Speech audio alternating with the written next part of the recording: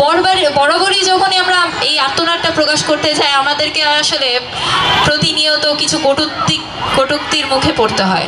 এমন একটা রাষ্ট্রে থাকার পরেও আমাদেরকে আসলে এই পরিস্থিতিগুলো মোকাবেলা করতে হয়। ভারত রাষ্ট্রের অন্তর্ভুক্ত ছিল, বাংলাদেশ নামে আসলে কোনো রাষ্ট্র ছিল না, একমাত্র রাষ্ট্র ছিল ভারত রাষ্ট্র।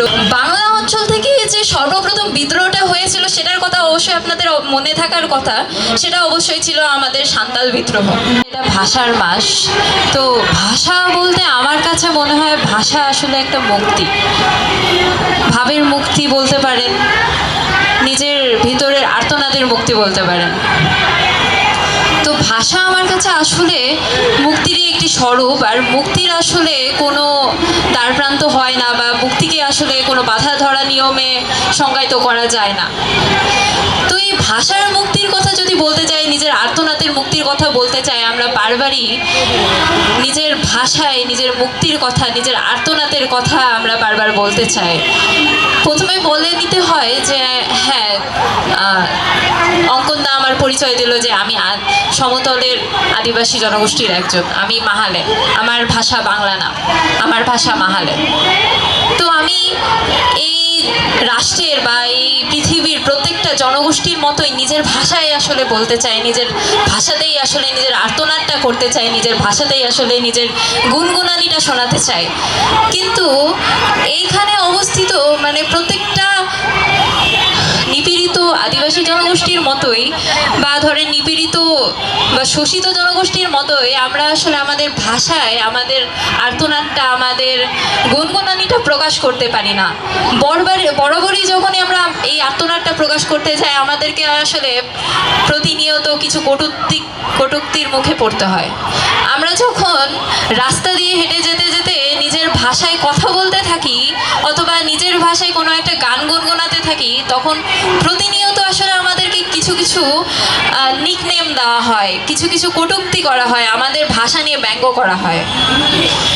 বলা বাহুল্য যে বাংলাদেশ এমন একটা রাষ্ট্র যেখানে 1952 সালে আমাদের ভাষা সৈনিকরা সালাম বরকত, রফিক জব্বারা এই ভাষার জন্য জীবন দিয়েছিল।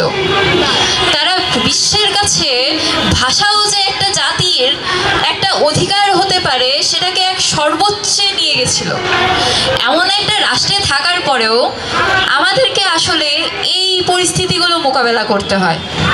যে রাষ্ট্র, যে বাংলাদেশ রাষ্ট্রে থেকে বাঙালিরা এই ভাষাগত নিপীড়নের শিকার হয়েছিল, তাদের বাংলা ভাষাকে অবদমিত করা হয়েছিল, যার বিপক্ষে 52 ভাষা আন্দোলন সংগঠিত হয়েছিল এবং তারা এই ভাষার জন্য রক্ত দিয়েছিল।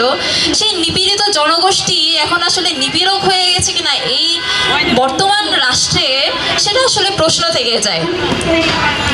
আরও বলতে হয় যে আরেকটা কথা বলা বাহুল্য যে আমাদের আদিবাসী জনগোষ্ঠী যে স্বীকৃতির যে আলাপটা বর্তমানে আসলে চলতেছে, এখানে আলাপটা আসলে আমার মনে হয় না যে কে আগে এসেছে বা কে পরে এসেছে।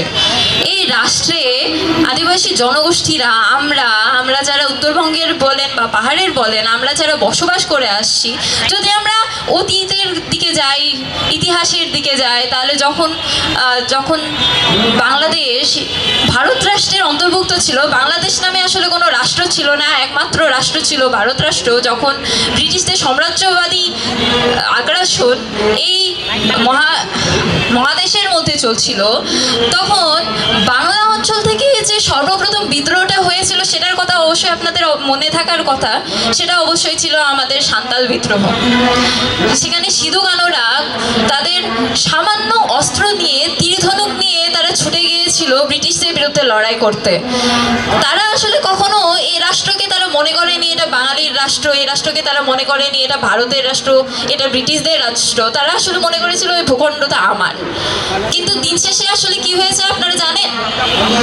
এই সাঁওতাল জনগোষ্ঠীর, এই উত্তরবঙ্গে বসবাস করা জনগোষ্ঠীর যে ভূমিকে তারা আপন মনে করে রাষ্ট্রের পক্ষে যুদ্ধ করেছিল, সেই মানুষগুলোর ভূমি কিন্তু তাদের আর নাই।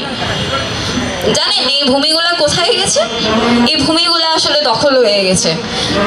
তারা এত শতবর্ষে তারা জানেও না যে ভূখণ্ডে তারা এতদিন চাষাবাস করে খেয়েছে, যে ভূখণ্ডকে তারা মা মনে করেছে, সেই ভূখণ্ড রাতারাতি তাদের আর নাই, তারা এখন ভূমিহীন। অথচ এই রাষ্ট্রকে মা মনে করে তারা আসলে ব্রিটিশ বিরোধী সংগ্রামে নেমেছিল। আমরা যদি মুক্তিযুদ্ধের দিকেও তাকাই, তাহলে যখন মুক্তিযুদ্ধ সংগঠিত হয়েছিল, আমাদের এমন অনেক আদিবাসী মুক্তিযোদ্ধা আছে যারা এই রাষ্ট্রকে মা মনে করে এই রাষ্ট্রের জন্য যুদ্ধ করেছিল। অথচ এই রাষ্ট্রে আমরা যারা দীর্ঘদিন ধরে বসবাস করে আছি, যারা এই রাষ্ট্রকে আসলে মা মনে করি, তাদেরকে খুব সহজেই অস্বীকার করে দেওয়া হলো।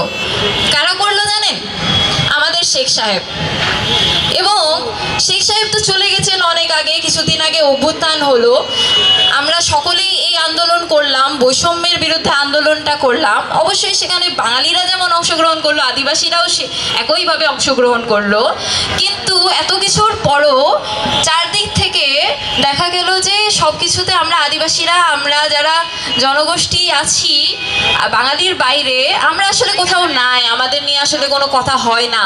কথা উঠলো কোন জায়গায়? যখন আমরা আসলে আমাদের স্বীকৃতিটা চাইলাম, আমাদেরকে আসলে অস্বীকার করা হলো, আমাদেরকে তারা স্বীকৃতিই দিতে চায় না।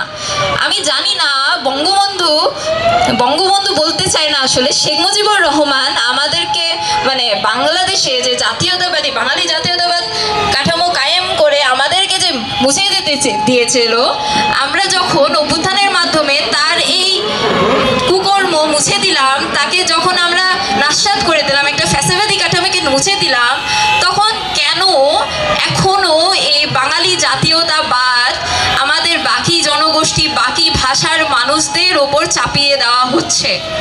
আমি প্রশ্ন রেখে দিতে চাই এই রাষ্ট্রের কাছে, যে রাষ্ট্র আমরা চেয়েছিলাম অভ্যুত্থানের পর বৈষম্যহীন রাষ্ট্র, সেই রাষ্ট্রে কেন বাঙালি বাদে বাকি জাতি গোষ্ঠীদের ভাষার, তাদের অধিকারের, তাদের সংস্কৃতির অধিকারটা দেওয়া হবে না?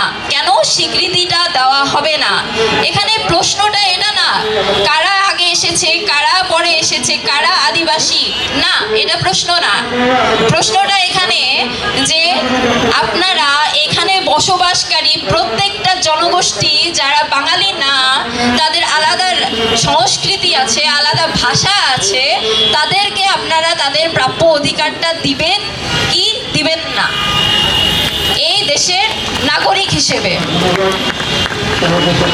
সর্বশেষ বলতে চাই যে আপনারা ভাববেন আসলে যে শেখ সাহেব তো আসলে আমাদেরকে স্বীকার করেন নাই, কখনো করতেনও না। শেখ সাহেবকে তো আপনারা লাথি মেরে তাড়িয়েই দিলেন, কিন্তু আপনারা আসলে শেখ সাহেব হবেন নাকি আমাদেরকে স্বীকৃতিটা দিবেন, আমাদেরকে আমাদের অধিকার, ন্যায্য অধিকারটা দিবেন? এবং সর্বশেষে বলতে চাই, এই রাষ্ট্রে বসবাসকারী বাঙালি বাদে যে আদিবাসী জনগোষ্ঠীরা আমরা আছি, আমরা আগেও ছিলাম, এই রাষ্ট্রকে মা মনে করতাম, এখনো আছি এবং বরাবরই থাকবো। ধন্যবাদ জানাই আমি সোমাদমুরিকে। এই পর্যায়ে আমি কথা বলার জন্য অনুরোধ করছি চা জনগোষ্ঠী, সিলেট বৃহত্তর সিলেট চা জনগোষ্ঠীর সন্তান মিকা পিরেগুকে।